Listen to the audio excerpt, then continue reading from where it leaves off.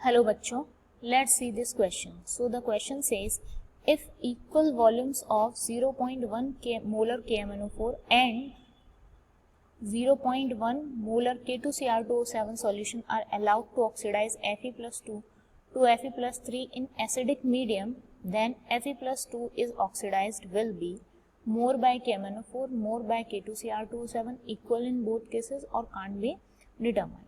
Okay.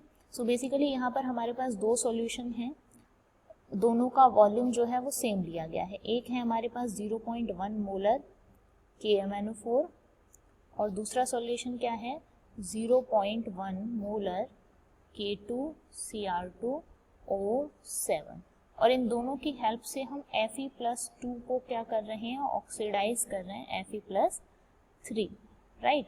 Volume दोनों का same दिया हुआ है. क्वेश्चन में पूछा है कि Fe+2 को ऑक्सीडाइज करने के लिए कौन सा स्टेटमेंट ठीक रहेगा. ठीक है, तो इसके लिए की कॉन्सेप्ट की अगर हम बात करें तो की कॉन्सेप्ट में आपको यहाँ पे इक्विवेलेंस कैलकुलेट करने होंगे. ठीक है, तो इक्विवेलेंस के लिए फॉर्मूला क्या होता है, इक्विवेलेंस के लिए आपका अगर मोलैरिटी गिवन होती है तो फॉर्मूला होता है molarity into volume into n factor. Okay, so first of all हम बात करेंगे KMnO4 की. या एसिडिक मीडियम में अगर हम देखें तो एसिडिक मीडियम के केस में जो KMnO4 है वो किस में कन्वर्ट होता है. तो पहले तो KMnO4 में आपका जो Mn है वो किस स्टेट में है, +7 में होता है. ठीक है, तो ये किस में चेंज होता है एसिडिक मीडियम में, Mn+2 में. और K2Cr2O7 में क्रोमियम जो है वो आपका किस में चेंज होगा, +3 में. यहाँ पर अगर हम इसकी ऑक्सीडेशन स्टेट देखें क्रोमियम की तो 2 + 2x - 14 यानी कि आपका ये कितना होगा 2 + 2x - 14 = 0. 2x = कितना होगा 12, दैट मीन्स x कितना होगा आपका +6, राइट. इस केस में जो n फैक्टर है हमारा वो कितना होगा, यहाँ पर change in oxidation state that is 5 और यहाँ पर n फैक्टर कितना होगा 3. ओके, चलिए अब हम इक्विवेलेंट्स चेक कर लेते हैं. तो first of all we will talk about the equivalents of KMnO4. तो KMnO4 की मोलैरिटी आपको गिवन है 0.1, वॉल्यूम तो दोनों में सेम ही है. ठीक है, तो V ही ले रहे हैं हम. और n फैक्टर Mn के केस में कितना है 5, दैट मीन्स यहाँ पर कितना आया 0.5 V.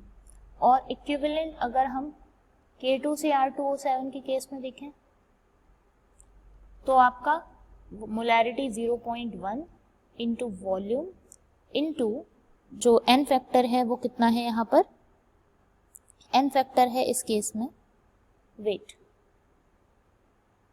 ये जो n फैक्टर है ये एक क्रोमियम के लिए है, राइट. और यहाँ पर आप देखिए कितने क्रोमियम है K2Cr2O7 में 2, तो यहाँ पे आपको कितने का मल्टीप्लाई करना पड़ेगा, यानी कि n फैक्टर आपका कितना हो जाएगा 6, 2 क्रोमियम के लिए, राइट. सो ये आपका सॉल्व होकर कितना आएगा 0.6 V. ओके, तो अगर हम देखें तो ये जो इक्विवेलेंट है KMnO4 के ये इक्वल होंगे इक्विवेलेंट ऑफ, या आप कहें Fe+2 के, Fe+2. अब इसमें अगर हम देखें तो मोल जो है इनटू हम क्या करेंगे n. ओके, और सेम यहाँ होगा इक्विवेलेंट ऑफ Fe+2 के ये इक्वल होगा और इसमें भी मोल इनटू n करेंगे तो n तो दोनों केसेस में क्या रहेगा, n फैक्टर तो दोनों केसेस में सेम ही रहेगा. क्या डिफरेंस आएगा, तो डिफरेंस आएगा आपका मोल्स का. ओके, डिफरेंस किसका आएगा, मोल्स का. तो आप देख रहे हैं यहाँ पर क्या 0.6 है और यहाँ कितना है 0.5, तो इस वजह से इस वाले के जो मोल्स हैं वो क्या होंगे, ज्यादा फॉर्म होंगे. दैट मीन्स आप कह सकते हो मोर by K2Cr2O7. Okay, so the most appropriate answer of this question is option number B. I hope you understand this question. Best of luck.